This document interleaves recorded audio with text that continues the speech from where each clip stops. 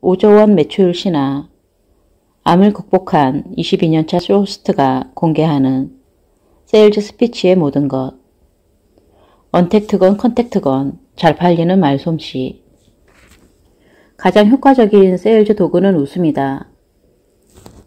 표정 중에서도 우리가 가장 집중해야 하는 것은 바로 웃음이다. 단언컨대 웃음은 여러분의 호감도를 끌어올려 줄 것이다. 웃음은 여러분의 매출을 끌어올려 줄 것이다. 웃음은 여러분의 인생을 업그레이드 해줄 것이다. 수많은 사례가 증명해왔다. 얼마 전 국내 일간지에 토스트를 파는 노점을 차려 제2의 인생을 성공적으로 개척한 사람의 인터뷰가 실렸다. 그는 매일 아침 5분씩 거울을 보면서 웃는 연습을 했다고 한다. 목표는 윗니 8개가 보이도록 웃는다 였다. 3개월 후에 하루 매출이 2배로 뛰었다고 한다. 또 보험업계의 전설로 불리는 여성 보험 설계사도 거울 앞에서 입꼬리를 살짝 올리는 연습을 숱하게 하고 나니 어딜 가나 누구한테나 인상 좋다는 말을 가장 많이 듣고 보호망도 11번이나 차지하게 되었다. 웃음은 수용의 감정을 전달하여 당신에 대한 상대방의 신뢰감을 증가시킨다. 그래서 매장에서 일하는 직원들이 고객을 향해 미소 짓는 것, 쇼호스트나 방송 진행자가 웃는 표정으로 진행하는 것이 중요한 것이다. 심지어는 매장에 웃는 사람 사진만 붙여놓아도 매출 증가에 효과가 있다는 연구 결과도 있다. 국내 한 방송사 취재진이 세계적인 비즈니스 컨설턴트이자 성공학 강사인 브라이언 트레이시를 인터뷰했는데 그는 말을 마칠 때마다 한 번씩 크게 미소를 지었다고 한다. 취재진은 처음 몇 번은 그냥 웃나보다 했지만 나중에는 말이 끝난 뒤에는 그 미소가 기다려졌다고 한다. 저는 전 세계에서 수천 명의 사람과 일을 했습니다. 제 일은 사람을 긍정적으로 만드는 것인데 긍정적인 사람이 되는 방법은 웃는 것이죠. 그래서 말이 끝나면 특히 촬영이 있을 때는 말이 끝나면 꼭 미소를 짓습니다. 사람들에게 마지막으로 남겨야 하는 것은 미소입니다. 심각한 사람은 부정적 영향을 미치고 웃는 사람은 긍정적 영향을 미칩니다. 한 번의 미소가 초콜릿 2,000개와 필적할 만큼 뇌를 기분 좋게 자극한다는 연구도 있고 현금으로 25,000달러를 얻는 것만큼의 자극을 주는 가치가 있다는 연구도 있다. 웃음의 위력이 얼마나 어마어마한지 알겠는가? 그렇다면 우리는 어떻게 웃어야 할까? 웃음에도 노하우가 있다. 지금은 사라졌지만 한 20년 전까지만 해도 백화점을 가면 여직원들이 문 앞에서 줄지어 서서 방긋 웃으면서 안녕하십니까 인사하던 것이 기억난다. 비행기 승무원들도 그랬다. 어린 나이에도 그 미소가 그다지 자연스럽게 느껴지지 않았는데 이런 생각을 한 사람이 나뿐만은 아닐 것이다. 진정성 없는 가짜 웃음. 그게 바로 페남 미소이다. 페남은 팬 아메리칸 항공의 줄임말인데 망한 지 오래된 미국 항공사라서 생소한 사람들이 많을 듯하다. 영화 캐치미 이프 유 캔에서 프랭크가 조종사인 척 사기를 쳤던 그 항공사가 바로 페남이다. 1991년에 경영난으로 파산했다. 페남은 일찍부터 기내 승무원들이 더 친절해 보이고 승객들에게 좋은 인상을 주기 위해 똑같은 미소를 짓도록 훈련을 시켰다. 서비스 업종에서 이런 직업적 미소를 훈련시킨 선두주자였기 때문에 페남 미소라는 말까지 생겨난 것이다. 그러니까 일부러 만들어내는 미소는 입과 뺨은 웃음을 짓는데 눈과 근육은 별로 움직이지 않는다. 이렇게 일부러 만들어내는 미소를 사람들이 눈치채지 못할 리가 없다. 누구나 가식이라는 것을 아니까. 어쩌면 이때부터 감정노동이란 것이 시작되었는지 모르겠다. 우리는 오바마와 같은 진짜 웃음을 웃어야 한다. 요즘 말로 자본주의 미소, 영혼 없는 웃음 말고 진짜 웃음을 말이다. 진짜 웃음을 웃는 사람이 더 오래 살고 진짜 웃음을 웃는 사람이 더 행복한 결혼 생활을 하고 진짜 웃음을 웃는 사람이 더 성공하고 부자가 된다는 수많은 연구 결과가 있으니까 진짜로 웃으려면 많이 웃어야 한다. 무조건 많이 웃어야 한다. 에크먼 교수의 연구에서 보았듯 표정은 얼굴 근육의 움직임이다. 진짜 웃음을 훈련하는 것을 근육 훈련으로 볼 수 있다는 것이다. 헬스나 필라테스를 하면서 같은 동작을 계속 반복하며 근육을 단련시키는 것과 같다. 진짜 웃음 훈련에 도움이 되는 몇 가지 팁으로 좋은 생각과 긍정적인 생각을 하도록 노력하고 잠을 푹 잘 자는 것도 중요하다. 런던 대학교의 연구에 따르면 행복한 음악을 15초 정도만 들어도 즐거운 표정을 지을 수 있다고 하니 음악을 가까이 하고 밝고 탄력 있는 얼굴에서 더 밝은 표정이 나오게 되니 피부 관리에도 신경을 써보기 바란다. 한 메이크업 아티스트는 사회적으로 성공한 여성들은 공통적으로 메이크업 할 때 일부러 꾸미지 않는 것 같은 우아하면서 깨끗한 모습을 원한다라고 말했다. 메이크업에서 자신감과 겸손함의 균형을 추구한다는 말이다. 성공하는 사람은 언제 어디서나 성공한 사람처럼 행동한다는 말이 있듯 여러분도 그들처럼 메이크업 해야 하지 않을까? 메이크업만큼이나 아니 내 관점에서는 메이크업보다 더 중요한 것이 헤어스타일이다. 메이크업은 하고 안 하고의 차이는 크지만 일단 했을 때는 큰 차이가 나지 않는다. 반면 헤어스타일은 변화의 가치수도 무궁무진하고 스타일별 이미지 차이가 너무나 크기 때문이다. 사람들은 둥근 얼굴, 달걀형 얼굴, 갸름하고 긴 얼굴, 사각형 얼굴 등 너무나 다양한 얼굴형을 가지고 있다. 몇몇 연예인을 제외하고 자신의 얼굴에 100% 만족하는 사람은 거의 없을 것이다. 거울을 볼 때마다 자기 얼굴의 단점이 보이고 어떻게든 보완하고 싶을 것이다. 이때 헤어스타일의 매직이 시작된다. 헤어스타일은 얼굴의 단점을 커버하고 장점을 극대화하며 훨씬 젊어 보이게도 훨씬 전문성 있어 보이게도 만들어주기 때문이다. 칭찬은 고객의 지갑을 여는 열쇠. 한국인의 칭찬 돌려막기라는 것을 들어보았는가? 그림을 칭찬할 때 와 사진 같아요. 사진을 칭찬할 때 와 그림 같아요. 사람을 칭찬할 때 와 인형 같아요. 인형을 칭찬할 때 와 사람 같아요. 집밥을 칭찬할 때 와 식당밥 같아요. 식당밥 칭찬할 때 와 집밥 같아요. 우리나라 사람들이 얼마나 칭찬에 서툴고 몸이 건조한지 보여주는 것 같아 웃기지만은 않았다. 돈 드는 것도 아닌데 칭찬에 인색한 사람들이 많다. 독일의 문호 게테가 콕 찍어 이야기했다. 인간은 남을 칭찬함으로써 자신이 낮아지는 것이 아니다. 도리어 자신을 상대방과 같은 위치에 놓는 것이 된다. 2014년 화제가 되었던 다큐멘터리 영화 니마 그 강을 건너지 마오에서 98세 조병만 할아버지와 89세 간 계열 할머니는 참 곱네요. 너무 예뻐요 하면서 늘 서로 긍정적인 말과 칭찬을 하신다. 아껴주고 존중하는 노부부의 마음이 온 국민을 감동시켰다. 칭찬은 고래도 춤추게 한다고 했는데 고래뿐 아니라 사람의 인생을 바꾸기도 한다. 발명왕 에디슨은 어릴 적에 그때는 이름도 몰랐던 주의력 결핍 과잉 행동장애였다. 학교 선생님이 에디슨의 머리는 뒤죽박죽이야 하고 핀찬을 주자 아이들도 에디슨을 뒤죽박죽이라 놀려댔다고 한다. 에디슨의 어머니는 아들을 집으로 데려와 직접 교육을 하며 넌 특별한 아이야. 넌 큰 사람이 될 거야 하면서 끊임없이 칭찬을 해줬다. 그는 결국 전 세계가 아는 특별한 사람이 되었다. 피그말리온 효과 또는 로젠탈 효과라고 한다. 긍정적인 기대와 칭찬이 사람의 운명을 바꾸는 것이다. 나는 문화심리학자 김정은 교수의 감탄의 미학을 참 좋아한다. 그가 독일에서 유학할 때 배운 칸트의 장엄의 미학에서 유래한 것이라고 한다. 인간의 가장 큰 욕구는 감탄하고 감탄받는 것. 인간은 감탄으로 자란다. 감탄을 하면 수명도 늘어난다. 이 감탄은 칭찬과 본질적으로 같다. 비전문가이지만 내 생각에도 칭찬하고 칭찬받는 횟수가 많아지면 수명도 늘어날 것 같다. 베타 엔도르핀이나 도파민 같은 행복 호르몬이 더 많이 분비되기 때문이다. 노벨 문학상을 받은 인도 시인 타고르는 칭찬은 나를 부끄럽게 한다. 내 마음 한구석에서 그것을 은근히 바라고 있었기 때문이다 라고 했다. 바라고 있다는 말은 칭찬을 받는 것이 인간의 욕구라는 것이다.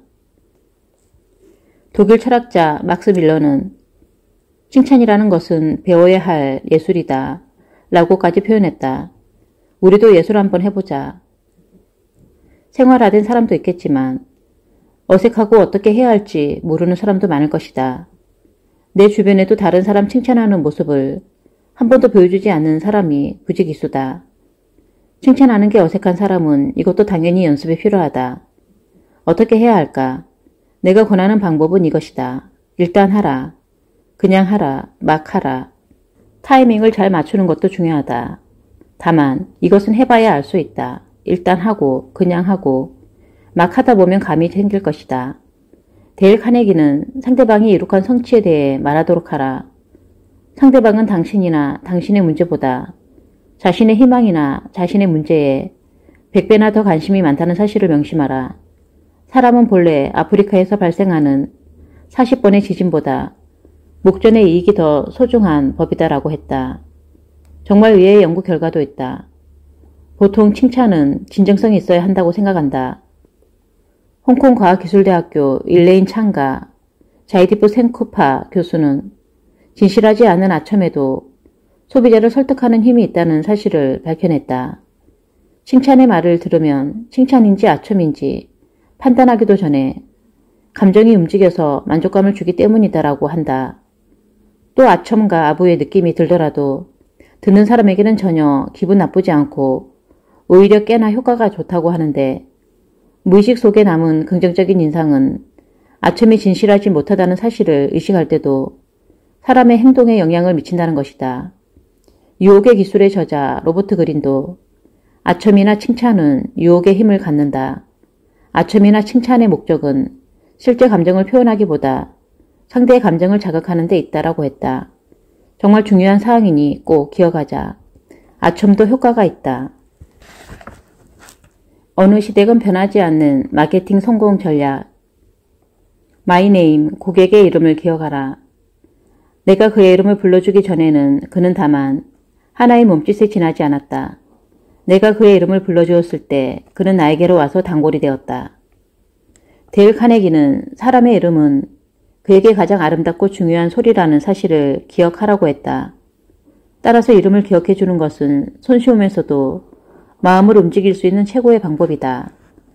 나 역시 회사 근처의 여러 카페 중 내 이름과 적립 번호를 기억해 준 카페의 단골이 되었다. 대인관계에서 낯선 사람과 이야기를 나눌 때 혹은 중요한 비즈니스에서 상대방의 이름을 기억하고 불러주는 것은 그에게 의미를 부여하는 것과 같다. 의미 있는 존재가 된 상대방은 당신에게 좋은 친구가 되려고 노력할 것이다 라는 유재하 작가의 말처럼 나는 그 카페 사장과 친밀감이 높아졌고 더 자주 가고 더 많은 사진을 SNS에 올리게 되었다. 영업직이나 서비스직이라면 고객의 이름을 기억하고 불러주는 노력을 아끼지 않아야 한다. 거기에 생일까지 기억하고 챙겨준다면 그 고객은 평생 VIP 고객이 될 것이다.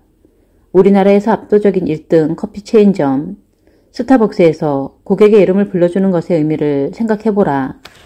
한번 이름을 물어봤다며 메모를 해서라도 꼭 기억하는 것이 좋다. 다음에 다시 또 물어보면 상대방이 소원함을 느끼게 되기 때문이다. 내 거면 비싸 보이지 심리적 소유권을 선물하라. 손대지 말아주세요. 이런 안내가 붙어있는 가게가 종종 있다.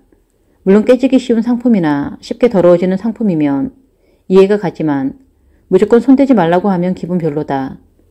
그런데 마케팅을 잘하는 가게에서는 손님들에게 만져보라고 한다.